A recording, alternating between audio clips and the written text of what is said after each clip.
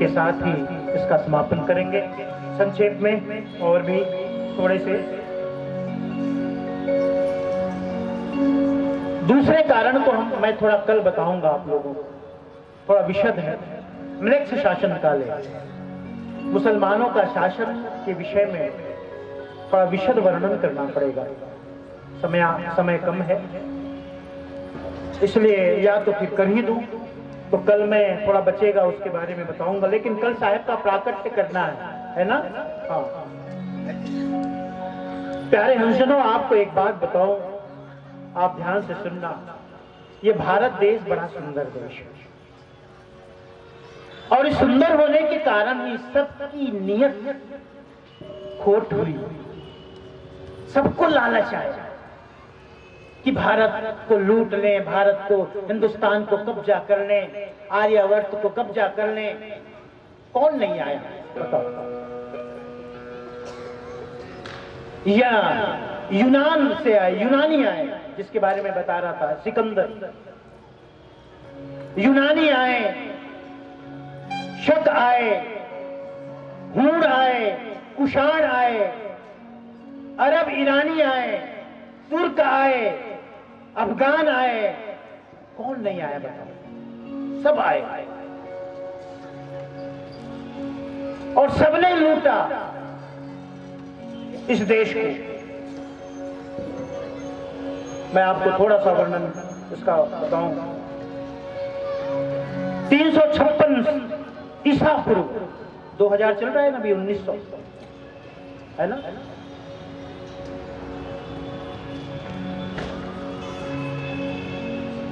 2019 चल रहा है, और इससे ये ईस्वी सन जब चला है उससे 300 साल पहले सिकंदर आए, फिर शक आए, ये है ईसा पूर्व 123 साल पहले, फिर कुषाण आए 60 साल पहले, फिर हुनों का शासन हुआ, अरब ईरानी आए।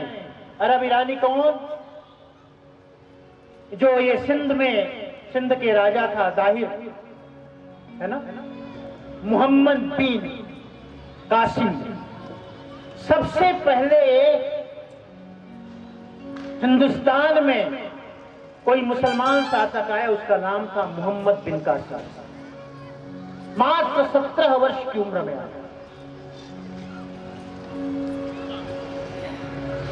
1711 ईस्वी में।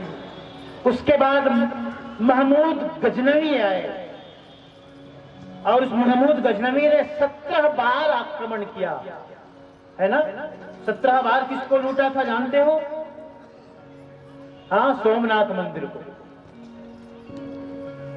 वही गजनवी, मोहम्मद गजनवी, महमूद गजनवी। फिर मोहम्मद गोरी आए, फिर गुलाम वंश के शासक आए, खिलजी वंश के आए, लोदी वंश के आए। सदगुरु कबीर साहब के समय लोदी थे, इब्राहिम लोदी, सिकंदर लोदी।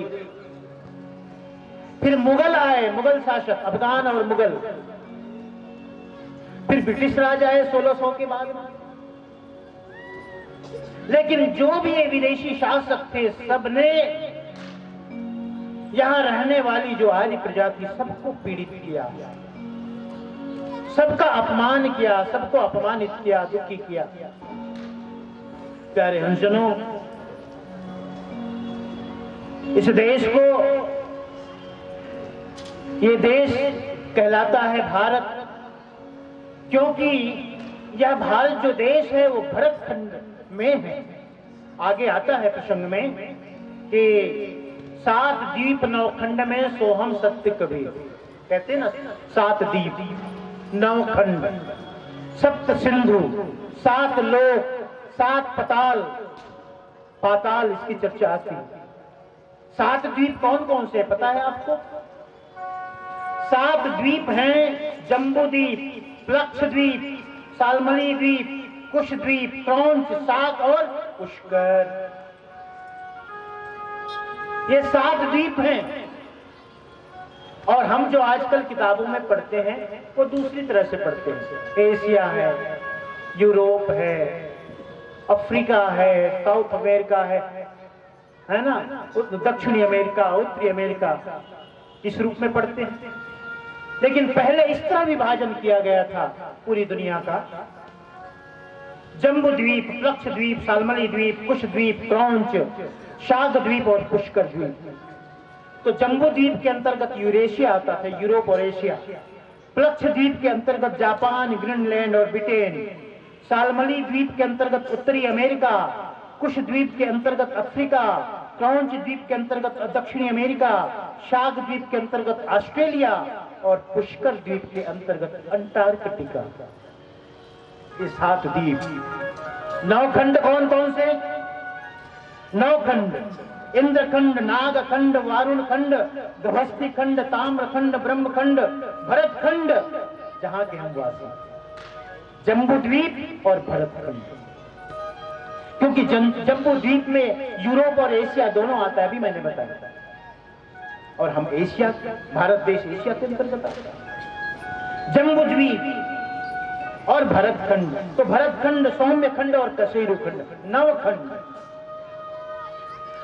जम्बू द्वीप के अंतर्गत जो देश आते हैं उसके बारे में सुनो। मात्र भारत नहीं, हमारा भारत का क्षेत्रफल बहुत विशाल था, बहुत विशाल। इससे अनेक देश अलग हुए, टूटे। अरे आजादी के पहले तक पाकिस्तान भी तो अपना ही था क्या? अब बताओ। तो जम्बू द्वीप के अंतर्गत जो देश है उसको जरा सुनो, बड़ा रोचक है सुनने में, जानो भला इसको। मिस्र, सऊदी अरब, ईरान, इराक, इजराइल, कजाकिस्तान, रूस, मंगोलिया, चीन, बर्मा, इंडोनेशिया, मलेशिया, जावा, सुमात्रा, हिंदुस्तान, बांग्लादेश, नेपाल, भूटान, पाकिस्तान, अफगानिस्तान का संपूर्ण क्षेत्र। इतना बड़ा क्षेत्र जो है जम्बू द्वीप के अंतर्गत आता है, इतना बड़ा।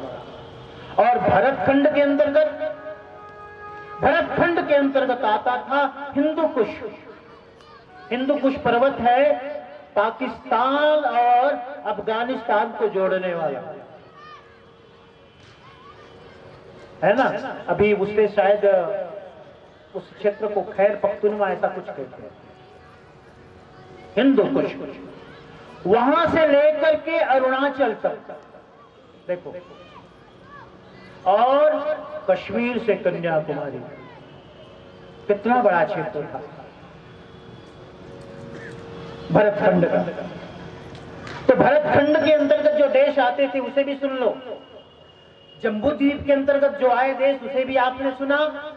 अब भरत खंड के अंतर्गत कौन कौन देश गिने जाते थे पहले, उसे आप सुनना। इसके अंतर्गत वर्तमान के अफगानिस्तान भरत खंड के अंदर, Bangladesh, Nepal, Bhutan, Burma, Sri Lanka, Thailand, Indonesia, Malaysia और पाकिस्तान। अब बताइए हमारा देश कितना बड़ा रहा। ये सारे देश हमसे अलग हो गए। बृहत भारत की जब आप कल्पना करें तो पाएंगे इतना बड़ा देश हमारा था, और इतना समृद्ध देश, इतना उपजाऊ देश, यहाँ की भूमि। अरे ब्रिटेन के लोग जब आए, ब्रिटेन का बताऊं आपको, ब्रिटेन में तो अपना कुछ होता ही नहीं जैसा बताते हैं लोग। हम तो गए नहीं ब्रिटेन के, लेकिन कहते वहां कुछ होता भी नहीं, या होता होगा भी तो बहुत कम। जिस देश की भूमि इतनी उर्वर नहीं, छोटा सा देश, मात्र छोटा सा देश, उत्तर प्रदेश इतना बड़ा, पूरी दुनिया में राज किया, पूरी दुनिया में। इसलिए कहते हैं ब्रिटिश शासन की हुकूमत का सूर्य कभी अस्त नहीं होता। पूरी दुनिया में राज किया, और आज भी उस देश की मुद्रा सबसे महंगी तो नहीं कह सकते, लेकिन बहुत महंगी है। वहां का 1 पाउंड आज भी हमारे 100 रुपए के बराबर है। सोचो,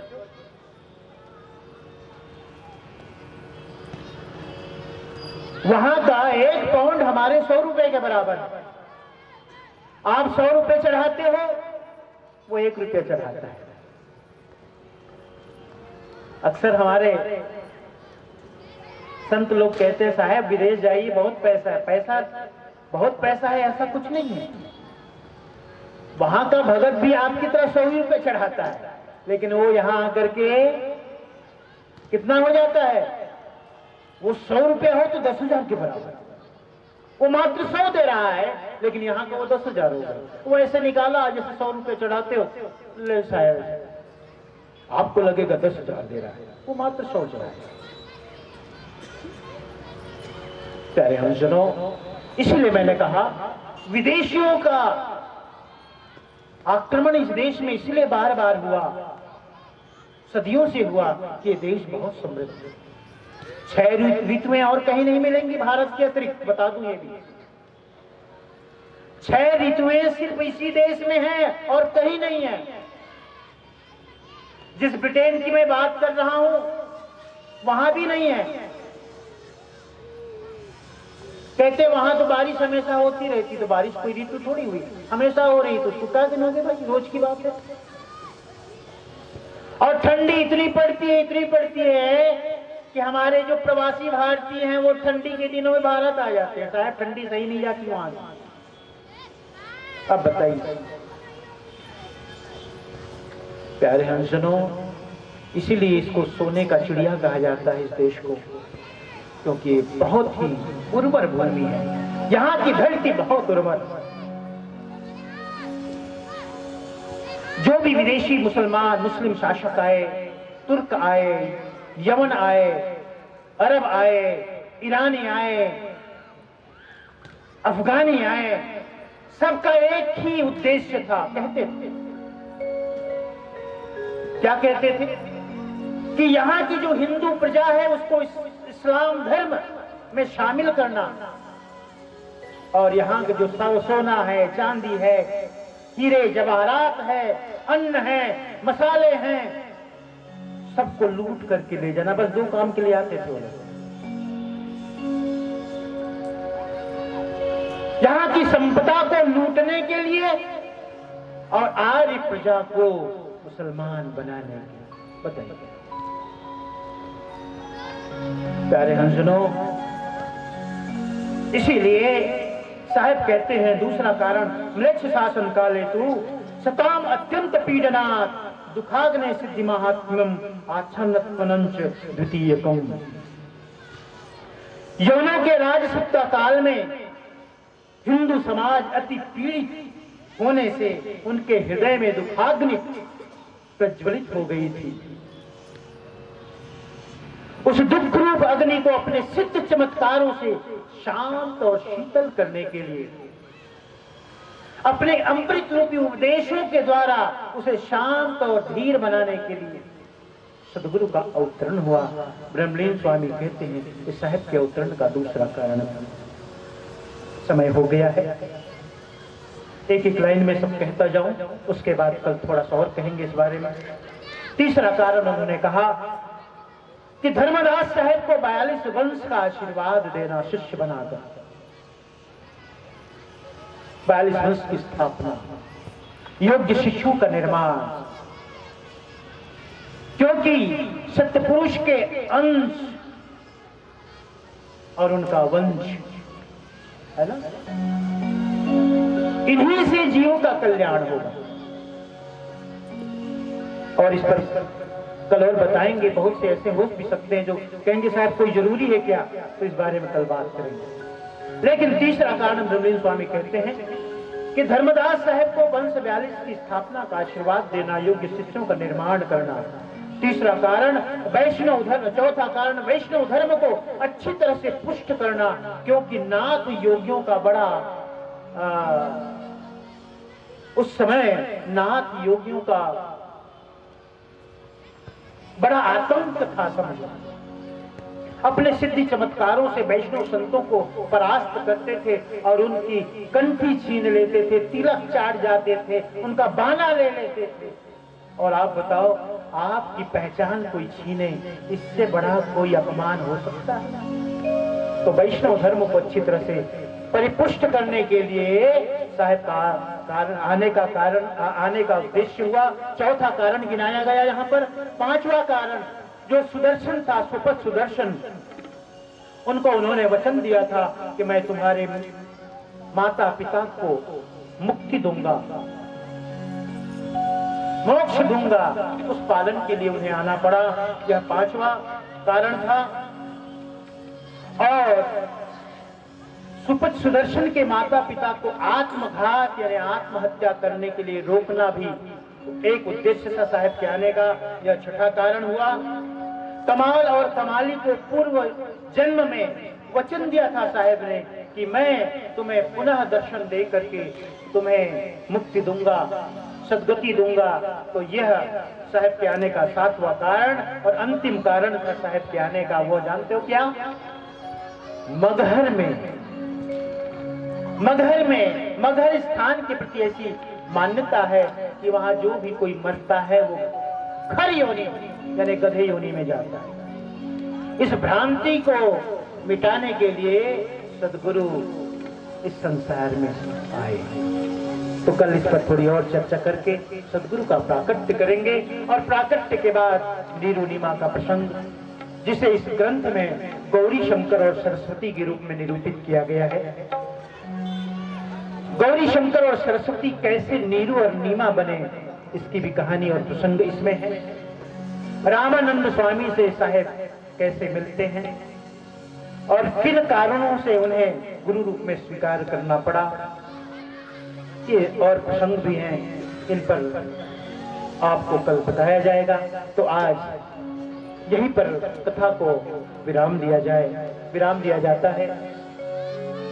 और जाते समय सब मिलकर के साहब का नाम का गुणगान करें, संकीर्तन करें।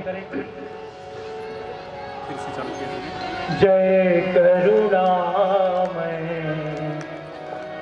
जय कबीर सत सुकृत गहना।